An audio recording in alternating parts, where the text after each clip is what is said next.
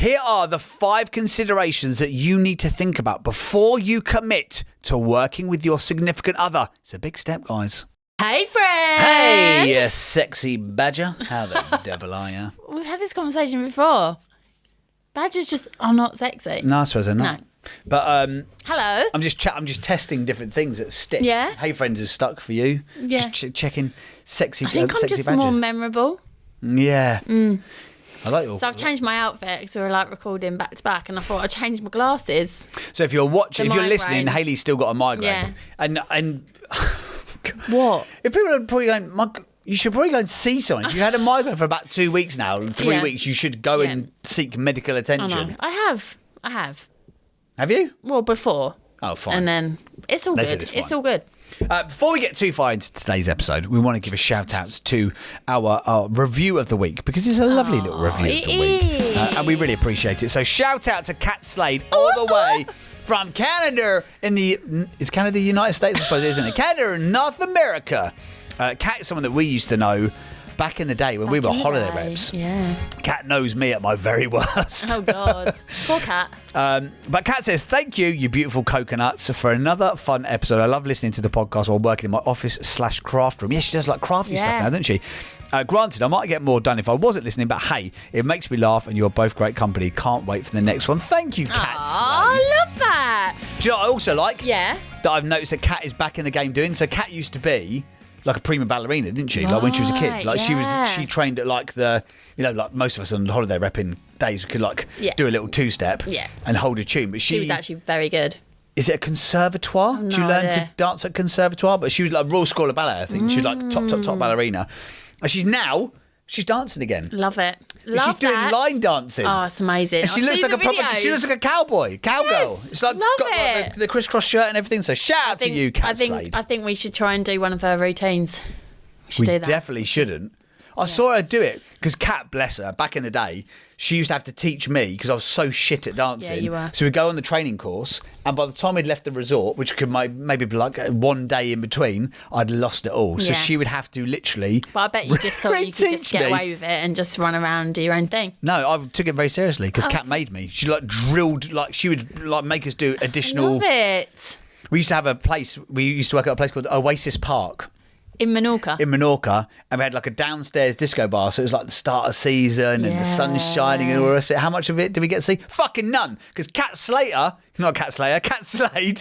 is drilling us downstairs in the fucking dark underground disco bar. And she'd go over it again and again and again. But to be fair, eventually I got it. Fun times. So today, guys, on the podcast, we are going to talk about what you need to consider when you're going to work with your significant other. Now, if you're working in a day job, if you're maybe having to travel into town, maybe you have to get the tube, the train, the bus, you have to drive, you have to commute, you might think working from home would be the dream. You might work for a boss who's not really that nice a person.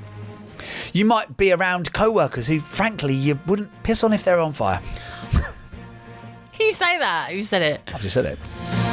So you might think that working from home in your cozy living room or your little home office. You better be careful where this is going, mister. Your husband, wife, boyfriend, girlfriend, they, them, whoever it might be. You might think that is the dream. But trust me when I say there are some serious considerations to make before you take the leap to work for yourself and work with your significant other. So today on the podcast, we're going to go through the 5 top things that you need to consider before making the leap. Oh, the way that you're saying this is making me want to scratch you. Because you're making out as if you hate it, but you love it. I do love it. You love working. I do love it, home. but you do need to make some considerations. I mean, you are. Now. Yeah, we have had challenges of working together. When couples choose to work together, whether in a business partnership or a joint project, there are several important considerations they should keep in mind to maintain a healthy relationship, both personally and professionally. Now, I've got 2 versions here. Okay. These are both top 5s. Yeah. A serious top 5 or a fun top 5. Let's go serious. So, serious top 5. Point number 1, clear communication and boundaries. 2, respect for individual expertise. 3, Yes. conflict resolution strategies. 4, work-life balance. 5, maintaining independence and autonomy. I love that. Or- Are we going to come back to it? Or the fun ones, we could do office romance etiquette, dress code shenanigans, team building exercises, meetings with the boss, or lunch breaks and snack attacks. No, I hate that. I hate all of that. What was the first one? Well, the Office romances. Like, office what? romance. What? So I always What just has think that got to do with I it? just think like a lunch break is just an opportunity to have some midday delight. But you, No, it's not. I'm working. I need to eat. I've got a strict lunch routine. what is your It's strict lunch eat routine? Fast and get back to work. Okay, fine. So like my days. So we're gonna do the serious ones, yeah? Yeah, let's do the serious ones. Okay, right. So the serious ones. Here we go. So, guys, here's some of the things you need to consider. So, clear communication and boundaries. Establishing clear communication channels and boundaries is crucial. Defining roles, responsibilities, and expectations up front can avoid misunderstandings and conflicts. Work-related discussions, from personal matters to maintaining a healthy balance between your work and your home life. Yeah. Hayley, clear communications and boundaries. Talk to us about it. Okay, so as you know, James and I, we both have. We're going to come on to that because we both have our own companies and our own roles. And I think before, when we've worked together in the past, say like when we worked in property together, those maybe the boundaries were not clear, and it was quite. Well, it kind of got a bit clear. I was more admin, you were more like the people management. Oh, do you remember that? I think when you're working good together, God. it is boundaries is very important in regard to it's very easy to never switch off and to constantly talk about work. We do it a lot. That's number 4, work-life balance. Please do Okay, not. so what is please this do one? Not bleed My between the two. Okay, what was this one? This is clear communications and boundaries. Yes. Okay, so it's just, clear communication. I would say with where we're at now, that is probably something we still need to work on a bit better. Really? Yeah. In what instance? Give me an example. An example being that you'll be like, you've got this project that comes on, and then I'll get, oh, can I have this today? And I'll be like, Is that what? a clear communication and boundary? Or is it that I just need it now? Well, it's boundaries because you're not respecting that I've got other projects on. No, I do respect so it. We do have to work on communication. But I think if you are working together, that's a big thing. Yeah. Communication, boundaries, not taking each other for granted. Like, for example, if you weren't working with your partner and that was anyone else, how would you deal with that person? Yes. Yeah. Yeah. Do you know what I mean? How would you work with them? You've said it to me plenty of times. Would you speak to someone in your office like this? Yeah. Would you? Oh, this is what I get from James. I'll be like really busy and he'll be like, oh, I just need this doing like now. And I'll be like, oh, okay. It's just that I've just finished this. Oh, do you know what? Don't worry. I'm just going to get... I'm going to get a freelancer. I'm just going to get a freelancer. I'm just going to get another graphic designer to come in and do it. That's what I get. And I'm like... If you can't do it right now, I'm okay, going to sack you and get somebody else. Or this is what's even better. James then sits there and opens up Canva and goes, I'm just going to do it myself. Classic and move. honestly... that would be fine, but it's that I can hear him going, oh, fuck, Guys, it's an Don't worry, underrated James. tactic. I'll just do it for you. If you want something doing, do it so badly yourself that someone else has to step in to save you from the embarrassment of the wider world seeing your shit. Communication, and but also that is communication in regard to the specific job, the specific projects you're working on, but also like communication in regard to about the company, the business, or what you're doing, what it's all for, where you're going. Like I would say, again, I think a lot of these will probably be like much more positive on, but this area, again, we don't necessarily communicate. We talk about our ideas and things that we're going through and transitions in our businesses, but we're not, I wouldn't say we're clear at communicating what is it we're actually wanting to achieve. What is the expectation of you or what you need me to do for you and vice versa? We need to work on that. I think they've missed one here as well, which is very, very important. Yeah, I'm having a look at it. Yeah, they have. I think management of time is really, really key because otherwise you do fall into that trap of, and maybe this goes into kind of like the work-life balance thing a little bit, but for example, it's only this weekend for the first time, and you're a 41-year-old woman and I'm a 40-year-old man, the first fucking time in 12 years we worked for ourselves, we've actually properly planned out, like we knew when we were coming home, when we were eating, when we weren't eating, we planned in like time for you to go to the gym. Oh, yeah. So there is like a little bit of balance. Lucky me. But I think otherwise, No, but otherwise it becomes, I don't know what projects you've got on. You don't know what projects I've got on. You don't know what deadlines I'm working to, and vice versa. And I think we're in a bit of a weird situation because we don't run the same company together, so we have not got like all of our projects are the same thing. But there's a lot of crossover. So like we have a lot of calls together now with like clients, and I think like say the communication there, obviously I'm getting a lot of like need to be out of the office to go and have meetings and stuff, so we are having to communicate a lot more, because then it's like who's going to be there for the kids, or like juggling and working it all out. So yeah, communication is the foundation of all of it. But I think there's communication of just like what we've got going on, communication of expectations, and then communication of almost like the big picture. Would you don't know the big picture yourself, do you? That's why I can't communicate. Mine changes weekly, but I mean, I kind of know. The big-ish picture. I kind of know. All right, point 2. Respect for individual expertise. Recognise and respect each other's strengths, skills and expertise. Avoid micromanaging or undermining each other's decisions. Trust in each other's abilities and collaborate effectively by leveraging each other's skills. I'm laughing because I'm like, sometimes when I'm doing design and you'll be like, do this, do that, but that's not that. Like, I'm laughing because that's not an example of that, because you're quite good. Sometimes you've got an idea of like helping me like go, yeah, no, try this, try that. I actually think we're really good at this part. Do you remember I used to draw stuff? Yeah. I'd be like, oh, I need it to, this artwork, I need it to look like that would be a person, that would be a house. And you're like, oh my God, okay, yeah, I'll just do it, babe. And you see, let me give you a couple of options. And I'm like, okay. Can I have it? Sorry, my brain is like, you tell me what it is, and then I'm like... Respect for individual expertise. So I would say we've always been really good at this, of respecting each other's expertise, in regard to... We've always really put each other on a pedestal in a way of like what both of our expertise is. And even when we're not directly working together... I will often give you advice, you'd give me advice. Does that make sense? I think we're quite good. Like, James is my go-to for... So I do, like, brand consultancy. Oh, here we go. Here we go, guys. I wasn't doing it.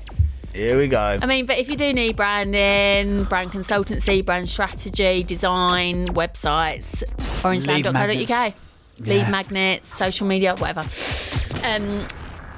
No, I forgot what I was saying now, see? You can't do this to me when I'm battling a migraine. Your brain is gone, isn't it? Yeah, so I cannot remember anything. Oh, wow. Maybe I'm really ill. Maybe I really should go and see someone. Guys, this might be the last time you ever see Hayley. We shouldn't laugh about that. Enjoy this episode of the podcast, because... No, don't. Because I saw that on LinkedIn the other day. Someone had written a post, and it was almost like, if you're reading this, it's because I'm actually died. And it was really quite sad. What? On LinkedIn? Yeah. Fucking really hell. sad. It's just taking a turn, isn't it? But You're talking about individual expertise. Yeah. So, and I also think there you've got to, it's how you communicate what your expertise is versus the other person. So, for example, on like an initial sales call, I'm probably a bit better at getting to the point. But if then I needed to help somebody with how you've got graphics and stuff that get people across the line, you're much better at that. Like, if you had a sales call, you've got a bunch of stuff now. You can go, here's how you work with me. You've literally got a work with me guide, haven't you? And it looks brilliant. It looks well branded. So I would, if we were working on a collaborative project together, I would utilise the stuff that you've already got. Yeah. I don't know if that makes any sense. It does. Yeah, it does. But we've got a project at the moment that we're about to work on to get, because again it's weird because I've got the podcast and content agency, so Hayley's our go-to sort of designer for most of our stuff. But even that's difficult, isn't it? Because then like in your team, it's like relying on me. It's just an interesting one. Like there is respect there, but also we're having to sort of look at how what I do can work for you long term and vice versa.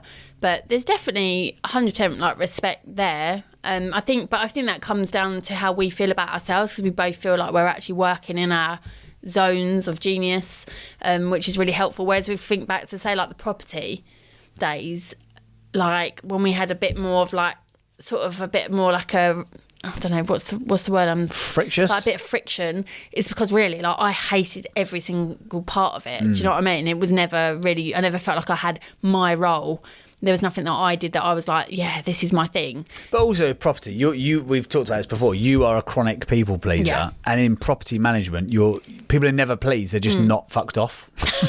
that's true. Which sounds ridiculous, Yeah, but like of the how many tenants do we have over that portfolio? We must have had 400 or 500 in the times that we were managing stuff across all of those houses with churn and turnover. Churn and turnover. You know, what was it? Probably 10 of them like loved, you know, that one house who bought us the baby, the baby gift. Do you remember that? The bamboo little seat for Louis. Nice.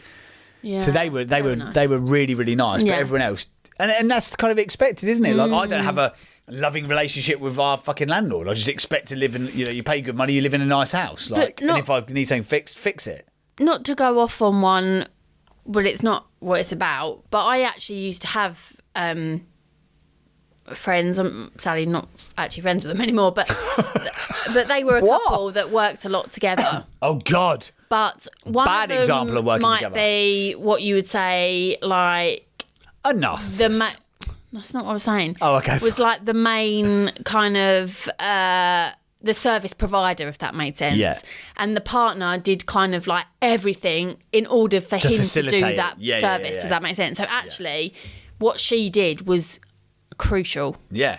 But he just never ever gave her that Very credibility. disparaging about it, wasn't he? It was horrible, and I was like, you'd never have ever made me feel like that. Like we've always supported one another, and I think that is so important. So like this whole respect. It's really important when you're working together. You have to feel that there is mutual respect for what you're doing for it to work. And you've got, I massively believe that. You've got to see, to the point you're making there, you've got to see the value in what the other person's doing. So, for example, if someone's doing the sales and they're doing the delivery, you might go, I'm the one who's bringing the money in, but actually, if you haven't got the admin backing up, if you haven't got the invoicing, if you haven't got the client liaison, if you haven't got all of that stuff in the background happening, every part of it is as important as everything else, because otherwise it falls over. You just saying that, obviously we're saying about couples, but really this applies to anything. So when I left college and I went and worked in my first job in London was working for a pharmaceutical magazine company. Sounds And fascinating. It was, Tell honestly. us more. So you almost had our floor, ground floor was like all the admin. So we were the people that basically phoned people, walked them through the system, tried to sort of tell them about the product. We did all of the admin, do you know what I mean? Absolutely everything. But the next floor, they were the sales floor. Yeah. And it was all men. And they all smoked. It was all really ugh. And it would just be a deal would come through. It'd be a printed out piece of paper, and then it would get stamped on, you know what I mean? And that was it.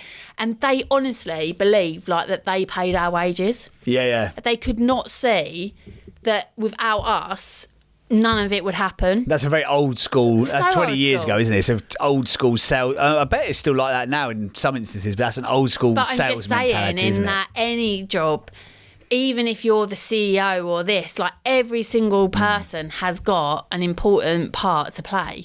In a lot of those that. sales floors, though, they actually, anything that's not selling time, they consider to be sort of less valuable. So you will have people who just go and run and get lunch. Yeah. So a lot of the city boys who will, if they get a deal, they'll go and have a suit made. So they'll bring a tailor in to do a suit. Ash, my pal, when he used to work up in the city, selling, I think it's commodities or some old shit. He when people would get their car, if you got a bonus, you'd have your car delivered. So there'd be a Range Rover would come in, and all the sales boys would go downstairs applaud you getting your car. Oh, it's so cringe.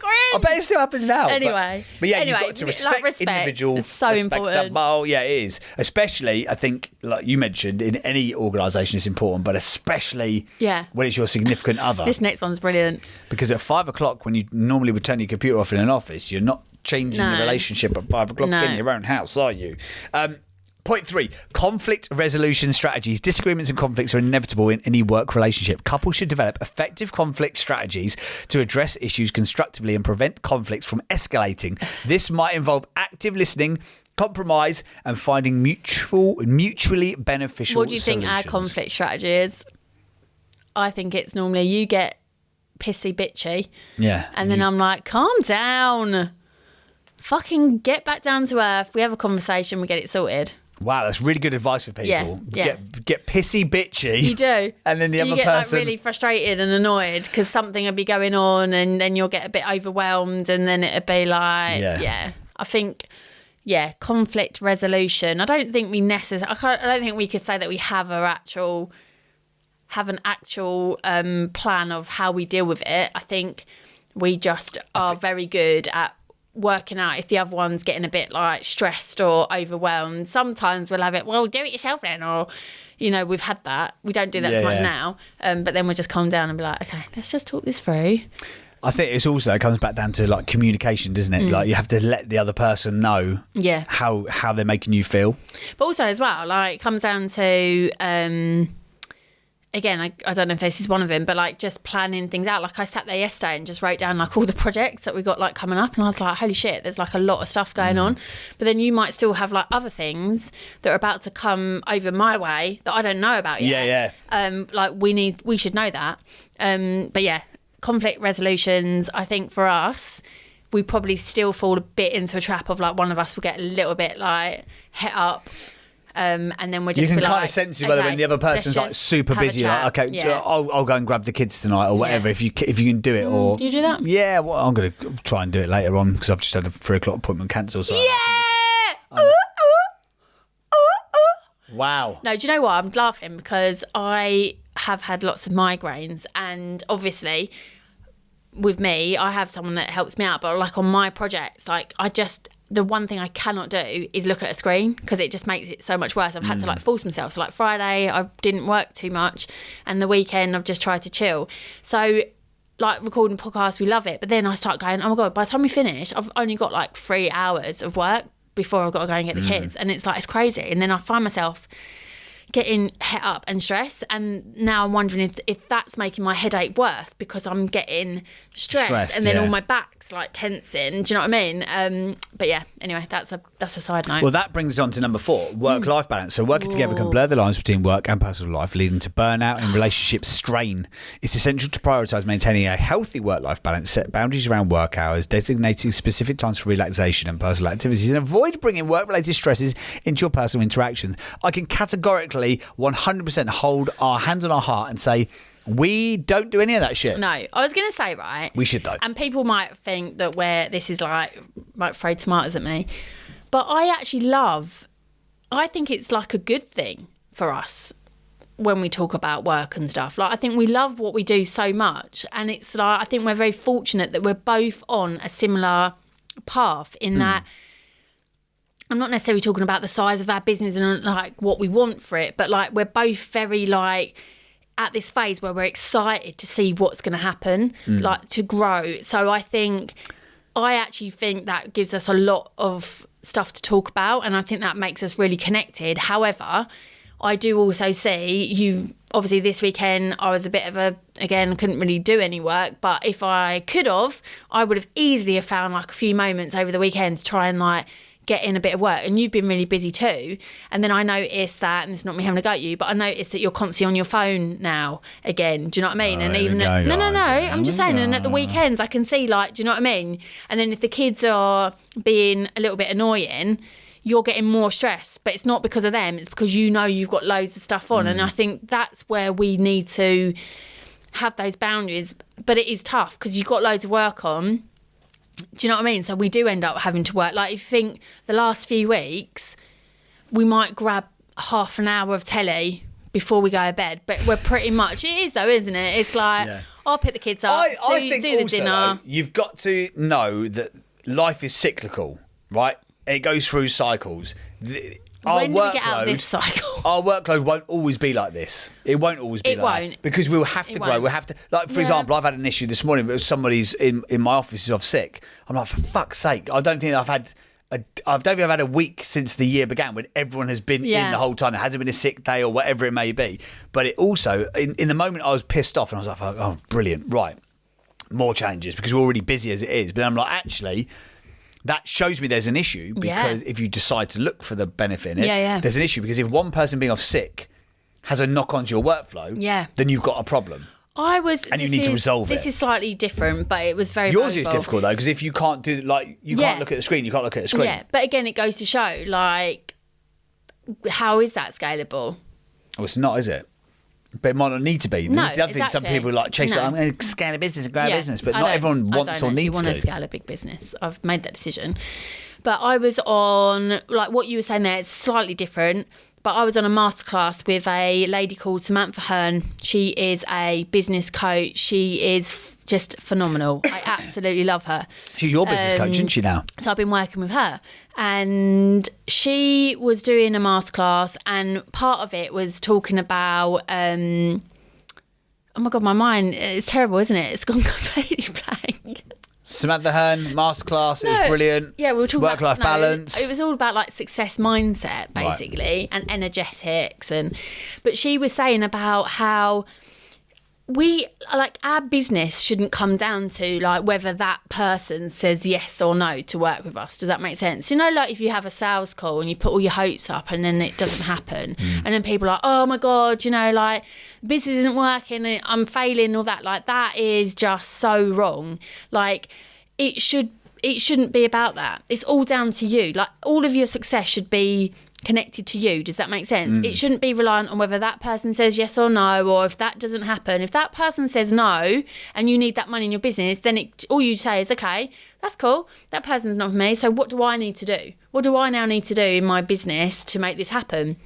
And that's a really long-winded way of saying, when you said that about, oh, now I realise that if someone's off sick, actually it makes me go, oh, maybe something's not right. One of the things she was saying about like looking at your business like a puzzle and seeing all these different puzzle pieces and taking the time to review it and almost like go back. And that's the thing, like with you, it's almost going, okay, it's not that practical to think, oh, I'm going to suddenly employ an extra set of each person, because that's just not practical. But could it be practical to have, like you say, a pool of freelancers that they're ready? And the same as me. Is there a way that I could be, I don't know, like tracking my projects so people can see where we're at with things? So if there was something that really needed help and I wasn't able to do it, that I could actually say to someone, could you go in and do X, Y, Z? So it was just a really interesting masterclass about really thinking about the business is almost like it's you.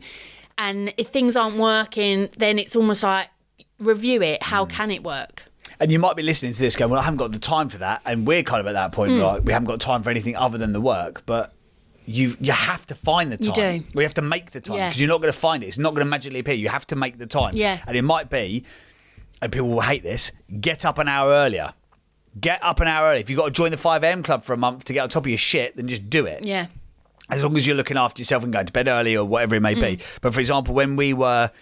At the moment, I've got so many proposals out that if they all come off at the same time, I need twice as many people in the office, because it's like flat out.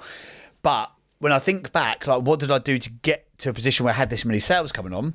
At the beginning part of this year, every day, at the beginning part of the first hour was spent on sales or monetization. Yeah. All I did was focus on... Right, go back for our CRM system. Right, when was the last time I touched base with that person? Right, touch base with them again. Nudge them, move them forwards. Amazing. What could it be? If somebody sent a DM or whatever, respond to that stuff. And I spent the first hour of the day working on the sales, or the most important thing. So I think the advice, if you can take any advice from this bullshit podcast where we fucking, frankly, just waffle a little bit about our lives. But I think if you can, that first hour of the day, take that, or even the first 30 minutes. If you haven't got an hour, take 30 minutes to work on the business, not in it. Yeah. Like what's going to take you to the next step. So for example, like today, I've got non-stop, after this recording, I've got back-to-back calls. Apart from your 3 o'clock. Apart from 3 o'clock, which I've just realised it actually wasn't the 3 o'clock, it was the 2 o'clock, so you're still on the school run. Sorry! Joking. I've just realised it was 2, not 3. Sorry. Sorry. Come on, clear boundaries in communication. I'm sorry about that. I'd like to support you by putting the kids to bed. Okay, fine. Great. I appreciate you taking up the slack. Thanks. And I will cook the dinner.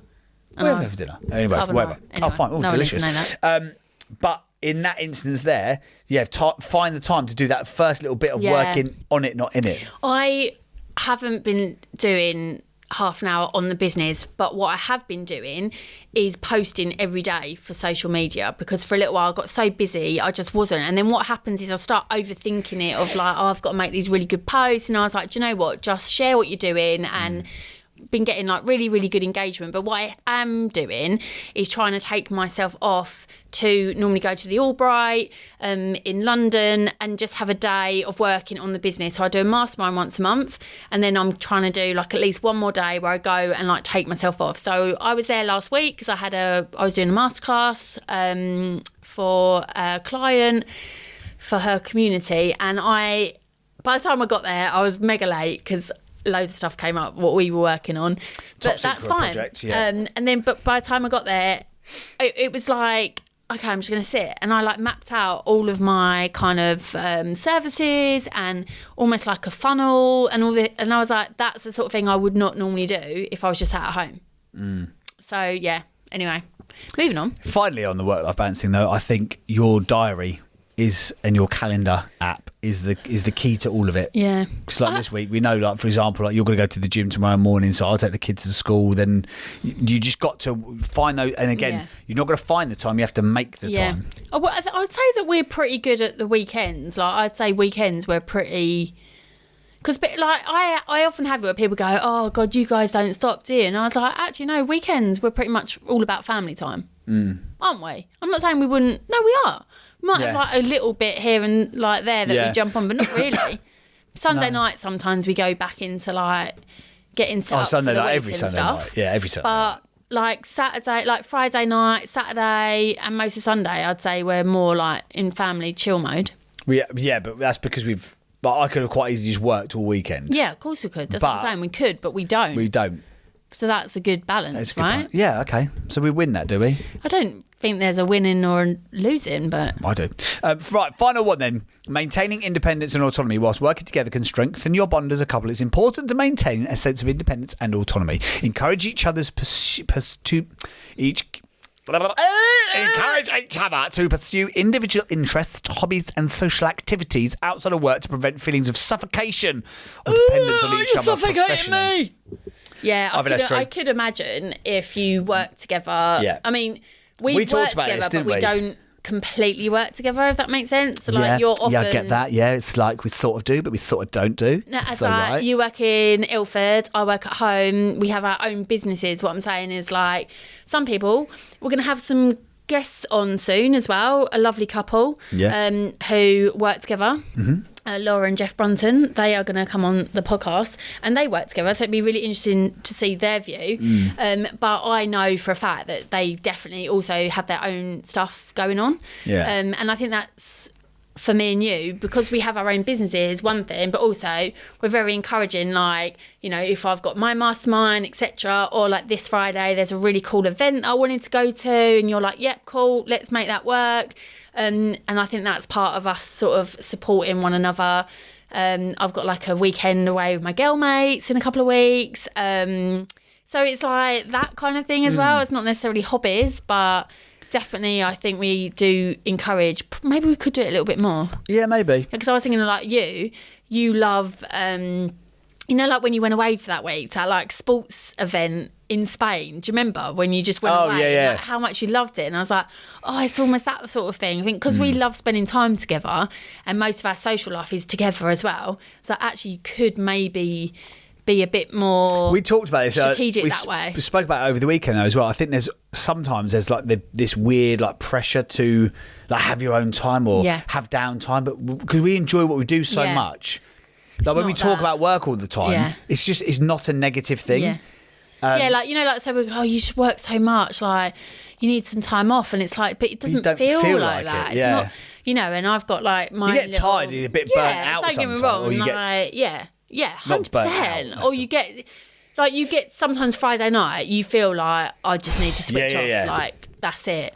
But because I think sometimes there's a perception of we've got to have all these hobbies and these other interests, but actually in day-to-day what we get to do and the people we get to engage with, lots of our like business contacts have become like our really good friends. But this sounds really weird, like me going to the Albright for my mastermind with like my mates, my business besties I call them, that is like a hobby because I get to switch off, talk to these legends. It's like just, do you know what I mean? And it's like, even when I'm working on the business, it's fun. We go for lunch. It's like, do you know what I mean? So it's all good fun as well. So yeah, I do. Yeah, I can see it'd be different if it wasn't a thing that you found fun, if that makes sense. If you were like, I don't know, like a bean counting bookkeeper. And they might love it. But they might love it. But if it's not your passion, but you do it because it pays for your life, if that makes sense, I could see that you need. I think maybe that's the thing though. Is like they say who you surround yourself has like a massive impact. Average of the 5 people like you're surrounded the people that I spend a lot of time with, in that respect, we are all chasing almost like the dream. We're all chasing. No, we're all chasing to do something that makes us really happy. Tell them. What? Oh, I thought you were going to... It felt like a motivational rant. No. What was... In fact, I would love... In summary, come on, because we got to the end. So here you go. Clear communication boundaries, respect for individual expertise, conflict resolution strategies, work-life balance, and maintaining independence. In like a motivational style, sum up how people can work better together, Hayley. Tell them. If you're working with your partner, I would say you have to have mutual respect for one another. So true. You want to be your own person, have your own skills, your own brilliance, your own genius that you thrive in. And I think you want to support one another, and you still want to have aspirations. You want to share common goals and dreams. You want to know where you're going. You want to feel like you're on a journey together. But then also you want to have your own interests and hobbies. It's okay to have time apart, to seek new education. You might be learning. Who knows? You might want to go to events. You might want to socialise with people. You know, I just think it's about really thinking about what you want as a business and then what you want as a family. And then also just knowing that it's good and positive to feel empowered in your own person. I love that. Awful. I love that. I mean, it's someone who's still getting over a migraine. It's really hard to think. Like, I honestly, I can't think. Wonder if maybe I've got COVID or something. It's like, oh, don't. We have all been coughing in this house. Well. Fucking super spreader. No. Super spreader over here. Anyway, guys. Let's go do a COVID test. Oh, absolutely not doing a COVID test. Fuck that.